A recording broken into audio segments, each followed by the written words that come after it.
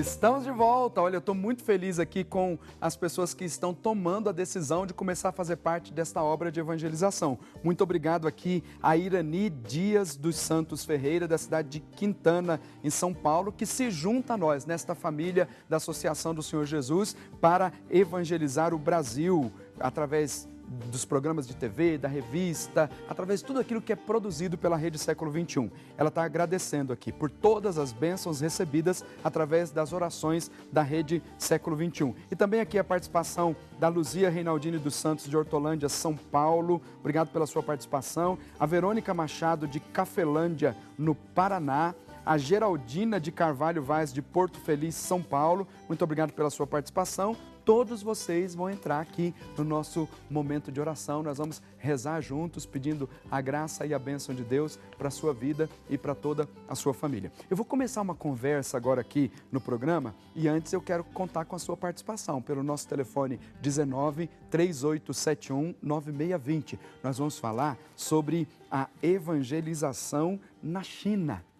Vou receber aqui e já quero convidá-los aqui, o casal Marcos e Cristina Magrin, que vão nos ajudar falando da experiência que eles têm de evangelização e trabalho pastoral na China. Marcos e Cristina, bem-vindos aqui no programa Você Pode Ser Feliz. Padre. Um prazer estar aqui. Bom dia. Muito obrigado pelo convite. Primeira vez que eu vou conversar com alguém que evangeliza na China. Pode sentar aqui na nossa sala. Quanto tempo é que vocês estão na China? Agora, no último janeiro, fez 12 anos. Fizeram 12 anos que nos Quem que foi? Para lá. Os dois foram juntos? Fomos juntos, e com os nossos filhos também. E o cachorrinho. Agora, vocês foram por quê? Vocês não Por saíram razões daqui profissionais. enviados para a missão? Não. Nós só recebemos a missão lá. Foi o Marcos que foi a trabalho. Nós já ajudávamos várias paróquias aqui em Campinas. Eu era catequista na Das Dores, ajudava na Santa Rita, nós éramos ministros da Eucaristia na Menino Jesus de Praga. Porque já tinha um trabalho intenso de pastoral e evangelização aqui. Sim. E o meu maior desespero quando ele falou para mim que a gente iria para a China foi: o que eu vou fazer com o meu trabalho aqui? Né? Porque lá eu não sei se tem igreja, eu não sei o que tem. Então, quando ele foi, a primeira coisa que eu falei para ele, ao invés de você procurar casa e escola para os meninos, vê se tem uma igreja. Porque a China até então era um mistério, acho que para todo mundo. Hoje em dia é muito falado de China. Mas naquela época eu imaginava casinha de madeira, parede de papel manteiga, bem diferente do que realmente eu vi quando eu cheguei lá. Apressei a catequese do meu filho aqui mais novo, em vez de fazer 2 anos. São quantos filhos? 2 filhos. Hoje homens. Eles têm 25 e 21. E estão lá chineses já? Não, eles estão nos Estados Unidos Eles agora. terminaram aquilo que era o colegial da minha época e aí eles foram estudar nos Estados Unidos. Estão lá até agora. Entendi. Bom, nós vamos falar sobre essa realidade da igreja na China, tentar compreender um pouco, porque as notícias que a gente tem não são as mais bonitas no que diz respeito daquela tensão que existe entre a igreja oficial e a igreja clandestina. Isso, que eles chamam de patriótica. Só que a gente sabe de falar, a gente faz comentário aqui, eu nunca estive na China, nem sei se um dia estarei, mas a gente sabe de notícias, mas quando alguém tem a experiência no lugar, é muito melhor para a gente conversar. Mas antes nós vamos ver, dar uma olhadinha só num VT que fala sobre a realidade da China, o que a igreja pensa da China, como é que é essa situação toda. Nós vamos dar uma olhadinha e em seguida a gente já começa aqui a nossa conversa para falar dessa experiência bonita de trabalho pastoral na China. Acompanhe comigo. Primeiro veio Cuba. Então agora a questão é, a China é a próxima? Será que o país comunista vai melhorar os laços com o Vaticano e ficar em plena comunhão com a Igreja Católica? Não há dúvida de que o Papa Francisco tem se empenhado para melhorias, mas alguns especialistas dizem não apostar em grandes mudanças, pelo menos ainda não. Atualmente, a China é a segunda maior potência econômica do mundo. É quase um superpoder quando se trata de política internacional. Ao contrário de Cuba, ela não precisa da ajuda do Vaticano ou de qualquer outra pessoa para realmente cimentar a sua posição. Padre Bernardo Seveleira é fundador da Asia News. Por muitos anos, ele serviu como missionário na China, até que foi convidado a abandonar o país. Com o cristianismo em ascensão na Ásia, no ano de 2050, a China poderia se tornar a nação com a maioria dos cristãos. Há um grande desafio entre o Vaticano e a China. A nação comunista afirma que comanda sozinha sua igreja, limpando qualquer influência do Vaticano. Ela atribui seus próprios bispos e reivindica autonomia frequentemente. O Departamento de Assuntos Religiosos da China envia continuamente mensagens, informando que quer uma igreja independente. Ele ameaça com a ordenação, digamos, de 15 novos bispos por ano e afirma que tem o direito de ter a igreja independente, sem a influência de entidades estrangeiras, ou seja, o Vaticano. Na verdade, a legitimidade dos bispos chineses, assinada pelo Vaticano, tem desaparecido misteriosamente, sem deixar rastro no seu próprio país. Outros são enviados para campos de trabalho forçado. Porém, há boas notícias. Em muitos locais, os fiéis podem praticar a sua fé abertamente na China. Mas ainda existem restrições nas formas como os párocos lidam com as suas igrejas, incluindo o horário das missas. Isso significa que os párocos não têm liberdade para sair em missões ou avaliar as necessidades das suas comunidades e agir em conformidade com as suas próprias iniciativas. Eles têm de seguir as diretrizes estabelecidas pelo governo. O padre Cerveleira não acha que qualquer grande melhoria revolucionária vai acontecer entre a Santa Sé e a China em um futuro próximo. Ele acredita que é um processo que levará, no mínimo, 10 anos. Pois é, essa matéria nos inseriu um pouco aí na realidade da igreja na China. Mas nós temos aqui o casal que tem experiência, o Marcos e a Cristina, que tem experiência de estar lá. Nós ouvimos o padre que foi convidado a deixar a China depois de um tempo de trabalho missionário. Mas eu estava conversando antes do programa com a nossa diretora, lembrando assim, quem é que começou o trabalho de evangelização na China? Eu sei que na história de São Francisco Xavier, São Francisco Xavier tinha um desejo intenso de chegar às terras chinesas. Talvez passou pela Índia, pelo Japão, e me parece que naquele desejo intenso de chegar à China, ele adoeceu no meio do caminho, acabou morrendo sem chegar em terras chinesas. Mas a evangelização na China começou com quem? Foi um jesuíta italiano, Matteo Ricci. Ele se aproximou do imperador, ele aprendeu a língua, ele aprendeu a cultura. Foi um trabalho de enculturalização para conseguir evangelizar na China. Porque a China é muito diferente da nossa cultura, então tem muitas coisas que você precisa aceitar deles, porque é uma cultura muito antiga. Né? Você não pode chegar e querer apagar tudo. E a religião predominante da China? Ou são várias? Hoje em dia, não tem. Hoje em dia, embora o número de cristãos na China é maior do que no Brasil, por causa da população. Lá é 1 bilhão e 300 milhões de habitantes. Né? Então, mas já o número de cristãos é maior do que no Brasil. Tem uma tendência assim, por exemplo, na Índia, na China, até o número de padres é maior do que os padres do Brasil. Sim. Só que é um problema muito grande quando eles vêm ao Brasil, os indianos, os chineses, por causa da adaptação, da questão da língua, da cultura. Sim. Então, eu tenho padres que poderiam até exportar, mas na adaptação depois, no dia a dia, é difícil. Mas então, vamos aproveitar bem o nosso tempo, porque é muito bom a gente saber o que está acontecendo lá. Bom, vocês chegaram lá a partir de uma experiência de trabalho pastoral que já tinham aqui, não foram efetivamente para a missão, foram por causa do trabalho, não tiveram assim, um mandato missionário para oficial, né? Mas assumiram o mandato do batismo, que todo o batizado é missionário.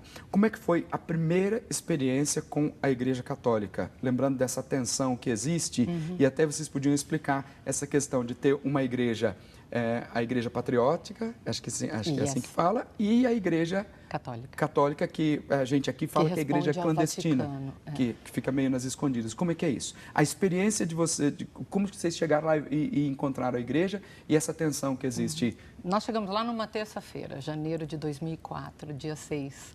E já no domingo, nós participamos da missa, porque ele já tinha ido uns meses antes e já tinha procurado uma igreja. Naquela época tinha só uma missa às 10h30 da manhã, levava mais de 1h30 para a gente chegar na igreja, né? E nós chegamos próximo do feriado do Ano Novo Chinês e nós observamos que assim não tinha muitos ministros da Eucaristia e nós já éramos ministros ordenados aqui.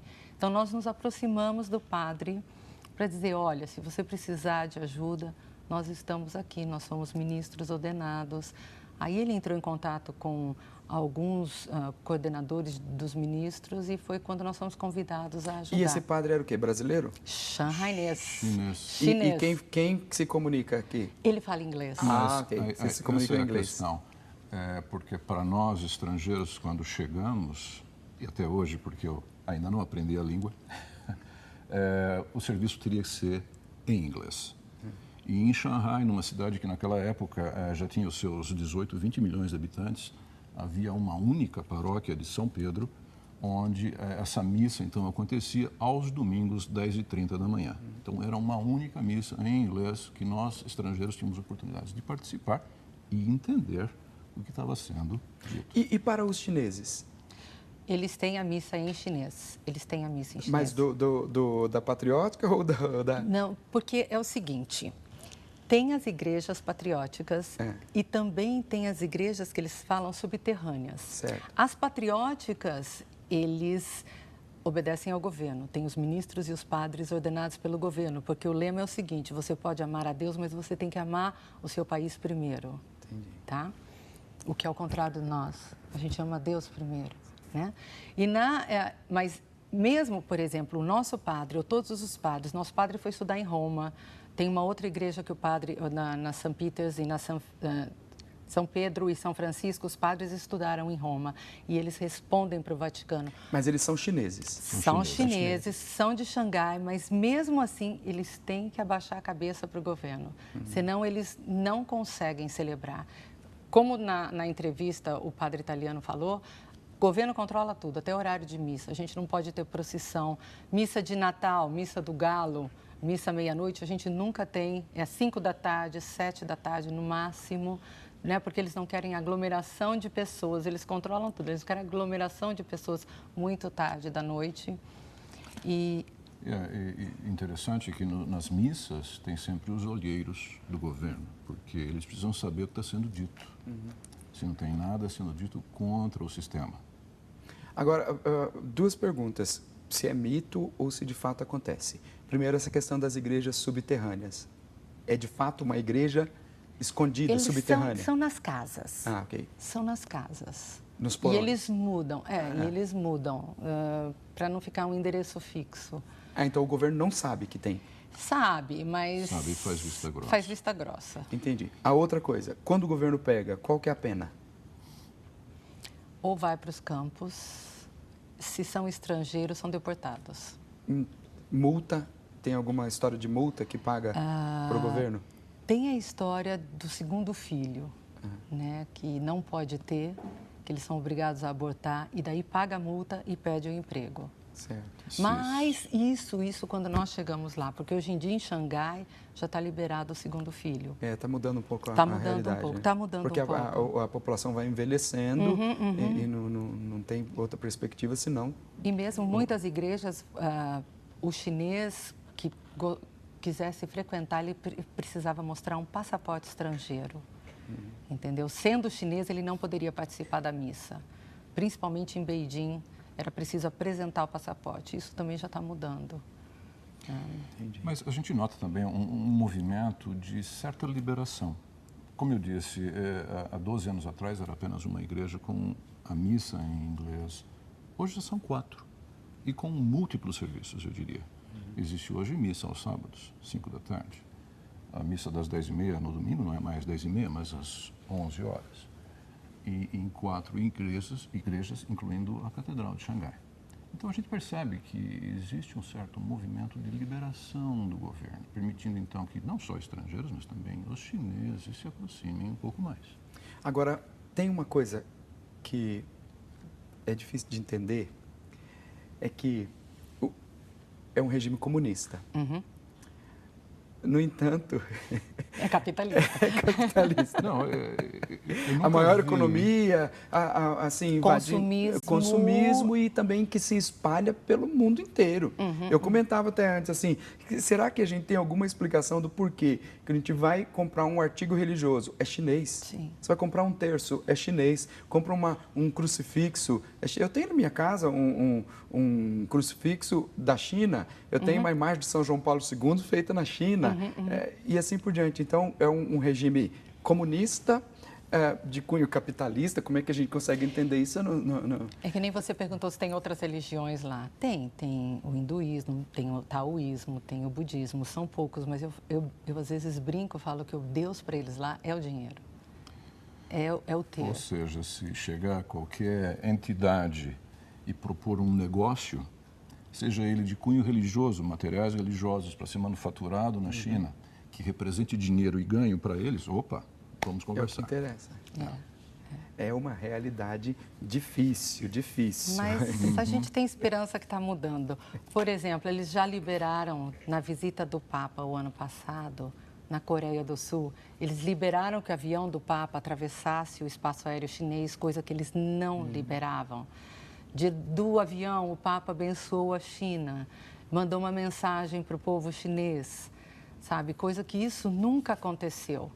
E também o Santo Papa deu uma entrevista agora, acho que tem 3 semanas, falando sobre a Igreja Católica na China e sobre os fiéis chineses.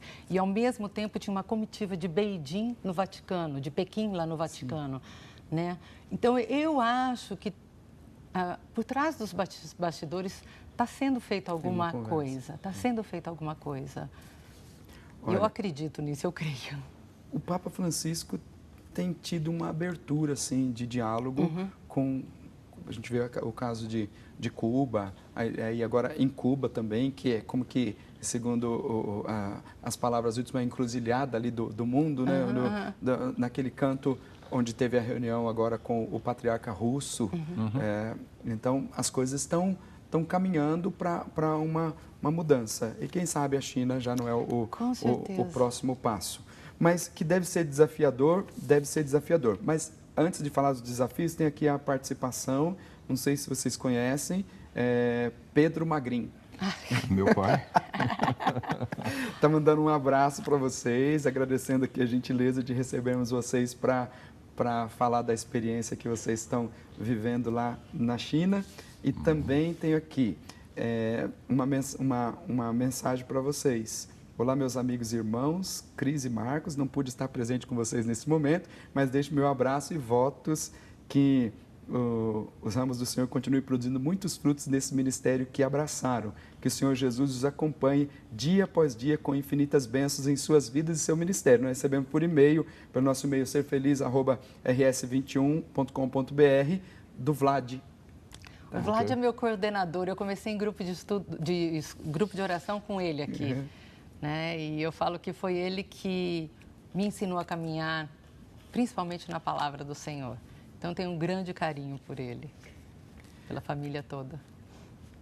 Pois é, tem várias coisas que nós queremos conversar. Eu estou vendo você com a Bíblia aí, nós vamos falar sobre a Bíblia, como que é a receptividade da Bíblia na China.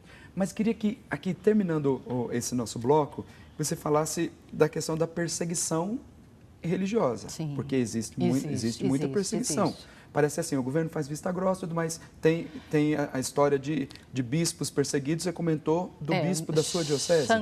Xangai atualmente está já há 3 anos sem bispo, né? Porque diz que no jantar de posse dele tinha alguns bispos ordenados pela Igreja Patriótica. E os padres católicos, alguns se recusaram a participar dessa celebração. E durante o jantar, o bispo disse que ele iria estreitar os laços com o Vaticano. Ele saiu de lá preso. Então, quer dizer, na noite da posse? Na noite da posse. E onde ele está? Ninguém sabe? Ele está no seminário, tem uma basílica lá, que foi consagrada pelo Papa Paulo VI, através, não pessoalmente, mas ele consagrou... Remotamente. E ele tem um seminário lá que eles fizeram? Mandaram todos os seminaristas embora e o padre está ali preso. Quando é mês mariano, mês de maio, tem muita peregrinação, então eles mudam o bispo para um outro lugar, que daí ninguém sabe, porque eles têm medo que tenha alguma rebelião para tirar o bispo de lá. Entendi. Então, realidade, nos últimos 2 anos eles têm derrubado muitas cruzes de igrejas e daí os fiéis vão e reconstroem, pagam do próprio bolso. Você vê que quem é fiel é muito fiel, é muito fiel. E uma coisa assim que eu aprendi muito foi com as pessoas idosas, principalmente na sala de adoração, porque quando nós chegamos lá, em 2004, em 2005 eu já fui convidada para ajudar a montar uma sala de adoração na igreja, uma capela de adoração. E você vê as pessoas idosas, às vezes, chegando de bengala ou de andador e fazendo o maior sacrifício para se ajoelhar, colocar a testa no chão, em adoração. É de arrepiar, é de arrepiar. Você que está acompanhando aí essa nossa conversa, está percebendo, mesmo com todos os desafios que existem aqui no Brasil, como é fácil ser cristão aqui. Nossa! Se nós estabelecemos esses parâmetros. Eu digo isso para o povo da minha paróquia. Eu falo, se a gente quiser sair na rua agora aqui e fazer a procissão, rezar o terço, fazer a missa ali na rua, a gente pode. A gente pode. A gente vai incomodar uma outra pessoa, mas oficialmente chegar a polícia lá e nos prender, porque não vão fazer isso. Então, a nossa conversa hoje aqui é exatamente para você dar valor ao teu cristianismo aqui no Brasil e se empenhar no trabalho missionário, anunciar o nome de Jesus, porque sua vida de batizado exige isso. É claro. Não é assim, eu não quero evangelizar. Depois que a gente assume a fé, está impresso ali na nossa vida a missão. Então, nós vamos falar sobre isso daqui a pouco, da Sagrada Escritura nas nossas mãos e o que a gente faz com ela e como é que o povo da China recebe a Sagrada Escritura. Nós vamos dar um intervalo rapidinho, daqui a pouquinho a gente volta para a gente continuar com esse nosso bate-papo, que eu tenho certeza que você está gostando. Já já eu volto.